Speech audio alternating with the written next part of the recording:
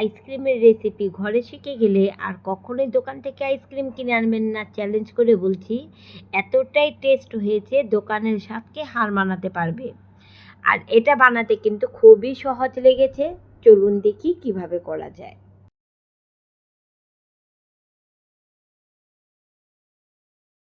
প্রথমেই আমি 1 কাপ তরল দুধ নিয়েছি। এর মধ্যে এখন কর্নফ্লাওয়ার দিব 1 টেবিল চামচ এবং কোকো পাউডার দিব 3 টেবিল চামচ। এগুলোকে ভালো মতো দিয়ে তারপর আমি নেড়ে চেড়ে নেব। এখন আমি চুলাটা অন করি নাই। চালের 1 কাপ গুঁড়া দুধ দিচ্ছি, 1/3 কাপ চিনি দিচ্ছি। চিনিটা আপনাদের নিজেদের পছন্দ মতো দিবেন। আমি এখানে পারফেক্টভাবে 1/3 কাপ দিলে একেবারে পারফেক্ট মিষ্টি হবে। সব কিছু একটু ভালো মতো মিক্স করে তারপর আমি এটা চুলায় দিয়ে দিব। তারপর আমি চুলার গ্যাসটা অন করে নিব। এখন আমি চুলার গ্যাসটা অন করে নিচ্ছি। চুলায় বলক চলে এসেছে। এখন আমি 50 গ্রামের মতো আমি এখানে চকলেট দিয়েছি, ডার্ক চকলেট। এটা আপনাদের পছন্দ অনুযায়ী দিবেন, কিন্তু এটা দিলে চকলেট ফ্লেভারের যে একটা আইসক্রিম আছে এর কালারটা খুব সুন্দর হবে এবং এর স্বাদ অনেক 2 গুণ 3 গুণ বেড়ে যাবে। তার জন্য আমি এই চকলেটটা দিয়েছি। আর আপনারা চাইলে এটা অ্যাভয়েডও করতে পারেন, কিন্তু টেস্ট বাড়ানোর জন্য এই চকলেটটা দিলে অবশ্যই আপনাদের কাছে ভালো লাগবে। সব কিছু ভালো মতো একটু মিক্স করে নিচ্ছি। চকলেটটা গলানো পর্যন্ত একটু অপেক্ষা করব। কোনো রকম দলা না থাকে, একেবারে ভালো মতো একটু সব কিছু মিক্স করে নিতে হবে। চকলেটের যে একটা গ্লেজ, সেই গ্লেজটা চলে এসেছে। ভালো মতো আমি নাড়ছি, কারণ এটা কোনো রকম জমাট বাঁধতে দেওয়া যাবে না। এর মধ্যে কর্নফ্লাওয়ার দিয়েছি, এর মধ্যে চকলেট দিয়েছি, একেবারে প্যানের গায়ে লেগে যাবে। এটা কোনোভাবেই ছাড়া যাবে না। নামিয়ে আমি এটাকে ঠান্ডা করে নিচ্ছি। একেবারে ভালো মতো ঠান্ডা করে নেবেন, নাহলে ক্রিমের মধ্যে এটা যখন দিবেন ক্রিমটা গলে যাবে। একেবারে ভালো মতো ঠান্ডা করে নিতে হবে। এখন একটি বলে আমি 1 কাপ একেবারে বরফ ঠান্ডা আমি হুইপ ক্রিম নিয়ে নিয়েছি।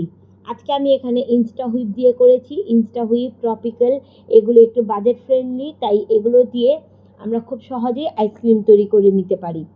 আর এটাকে একটু বিট করতে করতে একটা সফট পিকে নিয়ে আসবো। আমরা কেকের মধ্যে যে ক্রিম ব্যবহার করি সেই রকম একেবারে পারফেক্ট বিট না, একটা সফট বিট করতে হবে আমাদের।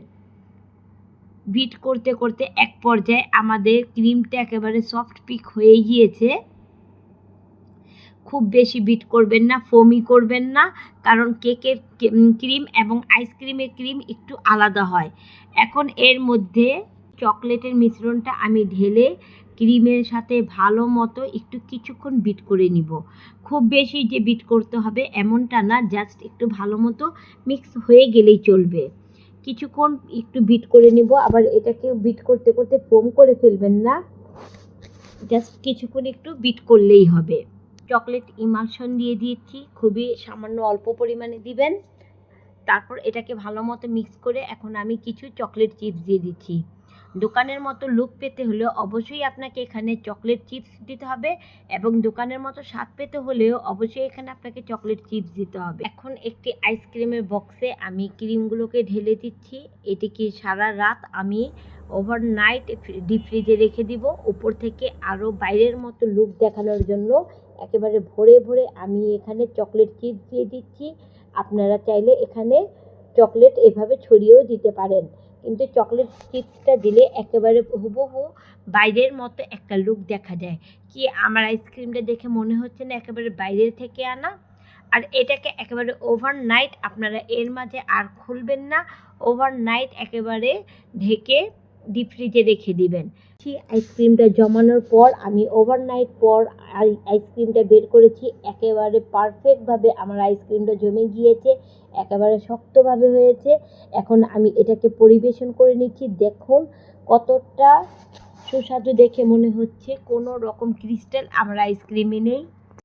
দোকানের মতো সফট হয়েছে, এতটাই সুস্বাদু যে আপনারা যখন তখনই এই আইসক্রিমটা আপনারা ঘরে বানাতে পারবেন। চকলেট আইসক্রিম, প্রচণ্ড গরমে এই আইসক্রিমের রেসিপিগুলো যদি আপনারা বেশি বেশি শেয়ার করে দেন, তাহলে অন্যেরাও এই রেসিপি দেখে বানিয়ে নিতে পারবে খুবই সহজে, একেবারে ঘরোয়া পদ্ধতিতে, বাইরের মতো কেনা চকলেট ফ্লেভারের আইস। প্লিজ প্লিজ লাইক কমেন্ট এবং শেয়ার করে দিবেন।